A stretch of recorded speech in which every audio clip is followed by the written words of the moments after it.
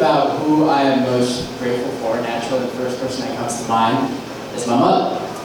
And as I sit there and I think about why that's the case, part of me wants to think of some kind of epic story, where I was trapped in the woods and she came and overcame epic struggles to come and rescue me. To be honest, I don't have any story like that, but I have a lot of tiny stories that I can think of about why my mother holds such a big place in my heart. So I'm going to share two anecdotes with you guys.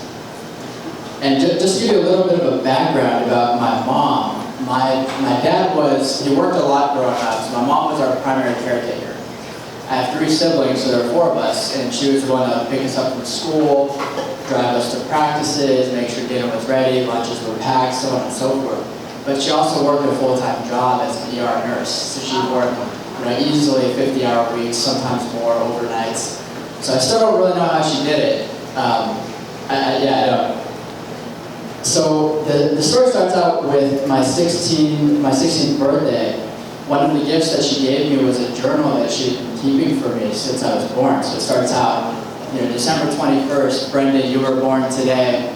And you really gave us quite a scare because of the complications, so on and so forth. And then there was my 4th birthday and graduations and stuff like that. And and I'd never known this. She had never told me that she was doing this. And one of the stories that came to mind was in 2nd grade, it was Valentine's Day. And the teacher tried to explain love to us, right? So naturally, she had us write a poem for our moms. So I wrote a poem. And I remember when Mom came to pick me up, I gave it to her. And she said, oh, it's great, I love it. She folds it up, puts it in her pocket, and then we're off, right? And when I'm reading this story, I said, gee, I feel like that poem must have been trash, but I'm sure she liked it, right? Like any parent. And on the car ride home, she writes, and I still remember this, but this really jogged my memory as I was rereading it. On the car ride home, I asked her, I was like, so Mom, if love is this thing that you feel for another person, when I grow up, do you think you and I might ever get married? And she told me, she said, Brenda, that no, we're never going to get married.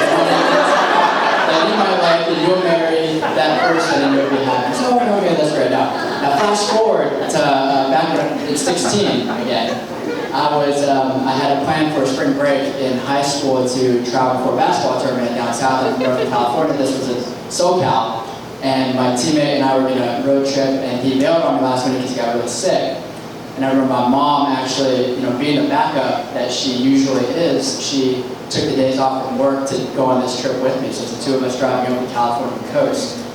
And the funny thing about these tournaments was that I really didn't want her to come, because I was 16, it's not my favorite way to spend a spring break, and she was so embarrassing on the sideline because we'd hear it. She was the one mom that stood by herself and she would yell.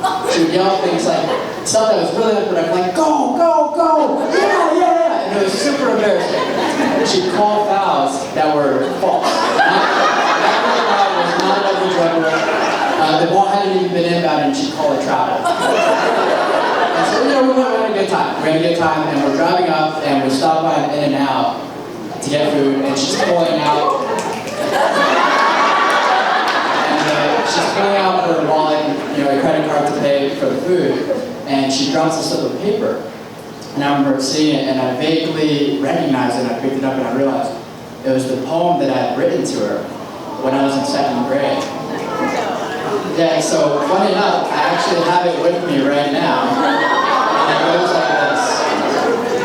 The sun is yellow, the sky is blue. I like it when you cook for me. And I like your singing.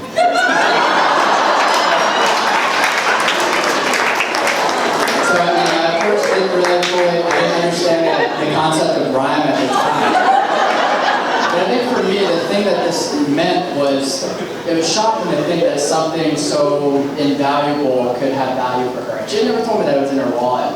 It's not something that she would bring up. And for me, I think, when I think about why I'm most grateful for my mom, I think it's the little things, right? The doing of the dishes on weeknights so that I could do my homework, the cooking, the things that really go unnoticed and are really, there's no glory in doing on a daily basis.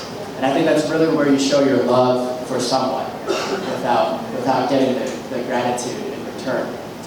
And the second reason is that she's always been the backup plan for me. As awful as that might sound, but just the person that I can call when a good thing happens or when a bad thing happens. Or if my friend cancels on me on spring break, to be able to go on a spring break trip with me. And I think at the end of the day, that's the epic story about my mom.